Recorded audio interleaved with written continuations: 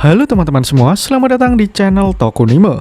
Di sini kami akan membahas lanjutan anime Tokyo Revengers yang kami ambil dari manga canonnya. Sehingga bagi teman-teman yang hanya ingin menonton dari animenya saja, saya sarankan untuk berhenti menonton sampai di sini. Namun jika kalian tidak keberatan dengan spoiler yang ada, maka kalian menonton konten yang tepat. Pada episode sebelumnya, kita ditunjukkan kekuatan mengerikan dari Mikey yang tak terkalahkan. Dengan sekali tendang, ia berhasil membuat bos Black Dragon langsung terkapar. Tidak hanya Mikey, Draken juga menunjukkan kekuatan yang luar biasa. Hanya dengan seorang diri, ia berhasil melumpuhkan semua anggota Black Dragon yang mengepung gereja. Hal itu membuat Taiju kehilangan semangat bertarungnya dan menjadikan Tauman keluar sebagai pemenang. Sementara di akhir chapter, kita ditunjukkan jika Hina sepertinya akan berbaikan dengan Takemichi.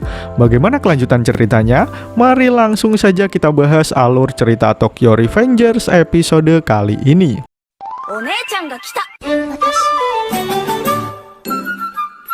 Panel pertama menunjukkan Takemichi yang masih menunggu jawaban Hina atas permintaannya. Sesaat kemudian Hina menjawab jika mereka berdua akan berbaikan kembali. Mendengar jawaban Hina, lagi-lagi membuat Takemichi menangis haru. Sementara Draken yang melihat momen tersebut dari kejauhan, berbicara kepada Mikey jika sifat Takemichi mirip seperti Shinichiro. Lemah dalam bertarung tapi dalam keadaan yang sulit ia datang untuk mendukung Mikey. Mikey pun tersenyum mendengar perkataan Draken. Kemudian ia memanggil Takemichi dan mengajaknya motor-motoran. Ternyata semua kejadian tersebut dilihat orang tua Hina dari atas rumahnya. Ibu Hina berkata jika itu adalah cara Hina beranjak dewasa. Jika suaminya masih tetap melarang, bisa-bisa Hina malah tidak mengakuinya lagi. Sementara ayahnya ingin menjemput Hina karena sudah lewat tengah malam, tapi Hina masih saja keluyuran di luar rumah. Kemudian kita diperlihatkan Takemichi yang sedang motor-motoran bersama Mikey. Di sana, Takemichi merasa ada yang aneh dengan diri Mikey. Karena jika ia sedang memimpin Tauman, Mikey terlihat seperti orang yang menakutkan dan sulit sekali untuk didekati. Namun semua hal itu tidak berlaku ketika ia sedang berdua saja dengan Takemichi. Kemudian Takemichi bertanya mengenai orang tua Mikey. Namun Mikey menjawab jika ia sudah tak punya orang tua. Lalu Mikey mulai menjelaskan jika Emma dan dia bukan berasal dari ibu yang sama, sehingga dulu ia tinggal di rumah yang berbeda. Ibu Emma menghilang setelah membuang Emma kepada kakakku 10 tahun yang lalu. Jadi kakakku membesarkan kami berdua. Dia 10 tahun lebih tua dariku dan kami selalu mengikutinya kemanapun. Dia mengajari kami berbagai hal. Terkadang aku tidak tahu apa yang terjadi. Kakakku seharusnya ada tapi dia tidak ada. Aku tidak mengerti apa maksudnya. Ketika itu terjadi, pikiranku menjadi kosong. Aku jadi tidak tahu mana kanan, mana kiri, mana atas, mana bawah. Aku menjadi tidak tahu mana yang benar dan mana yang salah. Takemichi yang mendengar curahan hati Mikey hanya bisa termenung merasakan kekosongan hatinya. Tak lama kemudian, Mikey mengajak Takemichi untuk mengobrol di sebuah taman. Kakakku dulu adalah pemimpin geng motor, tetapi ia payah dalam bertarung. Semua orang berkumpul di sekelilingnya.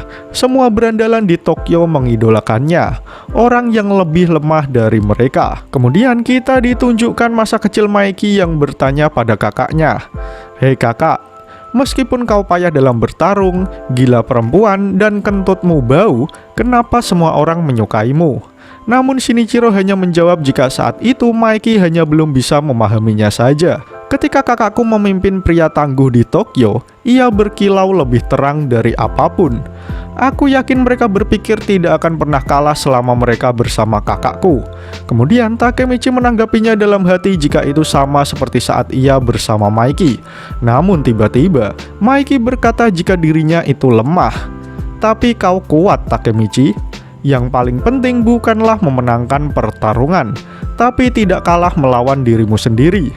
Meskipun kau lemah, tapi kau tidak pernah menyerah pada siapapun, bahkan pada pemimpin Black Dragon.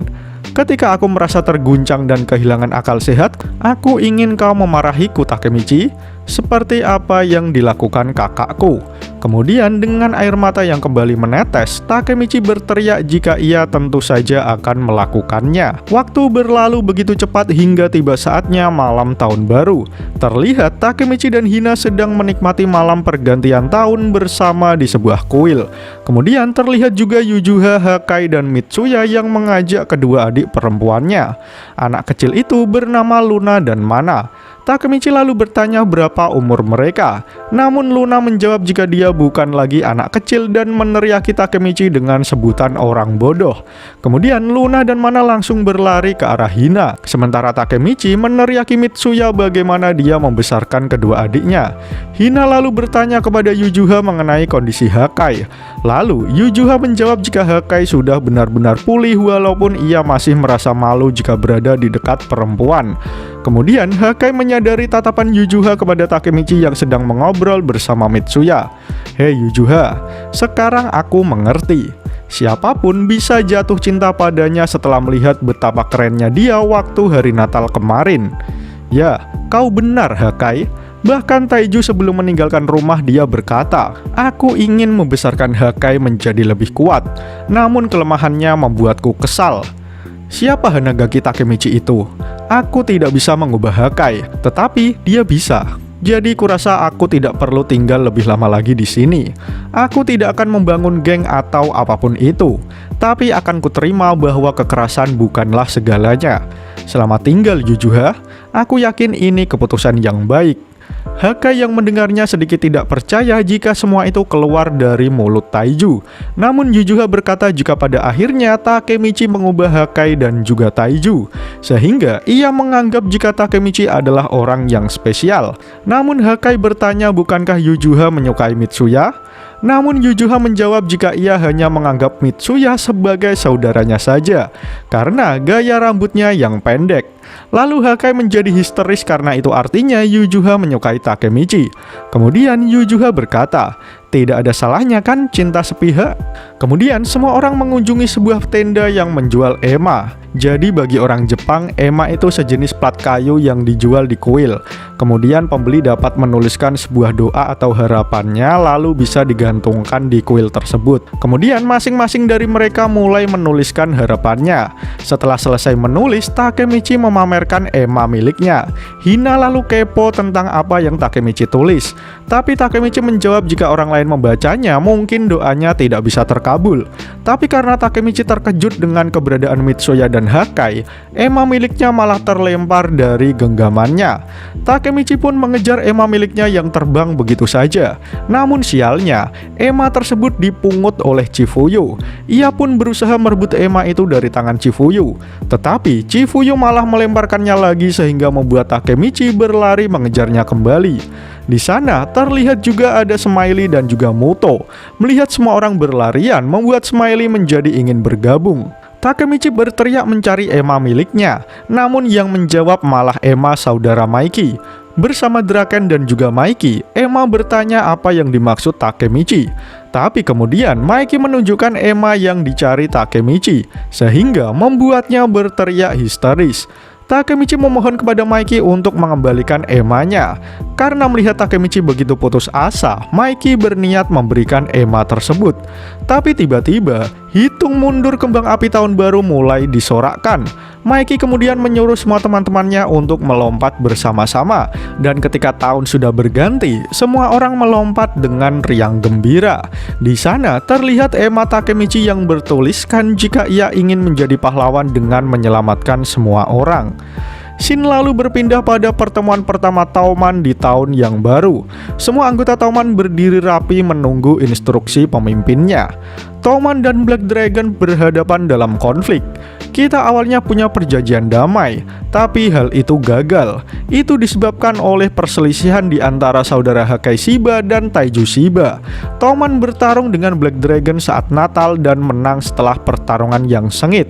Semua petinggi yang mendengar hal itu hanya diam tanpa ekspresi apapun. Draken lalu berkata jika ada 3 orang yang akan mendiskusikan hal ini dengan semua orang. Orang pertama Hakai Shiba. Majulah ke depan. Kemudian Hakai mulai bercerita jika itu semua berawal dari kebohongan yang ia katakan. Untuk meneruskan kebohonganku, aku menyeret keluargaku dan membawa Tauman masuk ke dalamnya. Lalu masalahnya membesar menghasilkan konflik antara Tauman dan Black Dragon. Semua terjadi karena aku. Jadi, aku meminta maaf atas segalanya. Orang pertama yang bersuara adalah Muto. Ia meminta Hakai supaya tidak terlalu khawatir, karena semua konflik memang berawal dari hal yang kecil. Smiley menambahkan jika pada akhirnya Tauman juga menang, sehingga semuanya pasti baik-baik saja.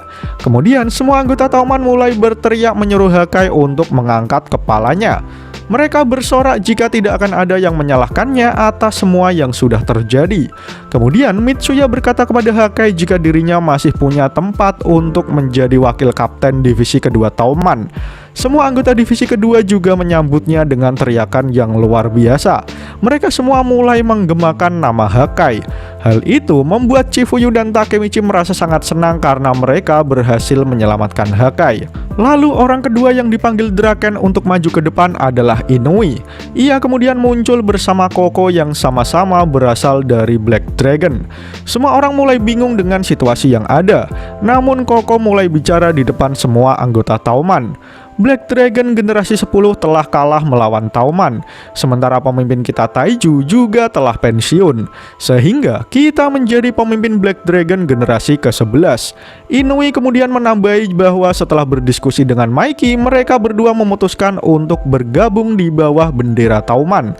Takemichi yang mendengarnya sangat terkejut dengan keputusan Koko dan Inui.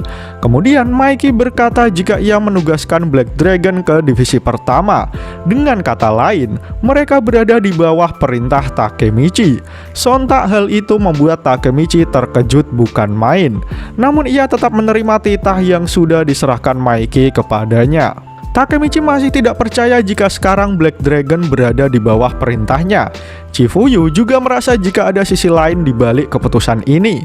Kemudian Inui serta Koko menghampiri Takemichi sembari menyapanya dengan sebutan kapten. Di sana Inui berkata, "Aku tidak memintamu untuk mempercayai kita. Cukup beritahu kita saja saat kau butuh, maka kita akan membantumu." Semua anggota mulai berbisik satu sama lain. Hal itu membuat Draken berteriak meminta semua orang untuk diam. Kemudian untuk pengumuman terakhir, Maiki ingin memberitahukan sesuatu yang melibatkan konflik Natal. Semua orang menjadi tegang mendengarnya, tak terkecuali Takemichi sendiri. Maiki kemudian memanggil Kisaki Teta. Lalu setelah Kisaki menjawabnya, Maiki berkata, "Kau dipecat." Sontak hal itu membuat Takemichi dan Kisaki terkejut bukan main, dan chapter pun berakhir. Setelah melewati pertarungan yang sangat sengit melawan Black Dragon, pada chapter kali ini kita ditunjukkan suara hati Maiki yang sebenarnya, bagaimana perasaannya kepada Takemichi dan mengapa ia begitu membutuhkannya. Itu karena Maiki melihat sosok kakaknya yang berada di dalam diri Takemichi. Sementara itu di akhir chapter, kita dikejutkan dengan keputusan Maiki yang menempatkan pasukan Black Dragon di bawah perintah Takemichi. Belum sempat Takemichi menarik nafas panjang, Maiki memberikan kejutan kembali dengan mengeluarkan Kisaki dari Tauman. Apa alasan Maiki melakukan hal tersebut? Menarik untuk menanti bagaimana kelanjutan cerita Tokyo Revengers di chapter selanjutnya. Jika kalian suka dengan pembahasan kali ini, jangan lupa share video ini ke sosial media kalian ya. Atau jika ada request, kritik, dan saran, langsung saja sampaikan di kolom komentar di bawah. Karena kritik dan saran kalian akan membuat channel ini terus berkembang. Akhir kata, terima kasih sudah menonton video ini hingga akhir. Sampai jumpa di video selanjutnya.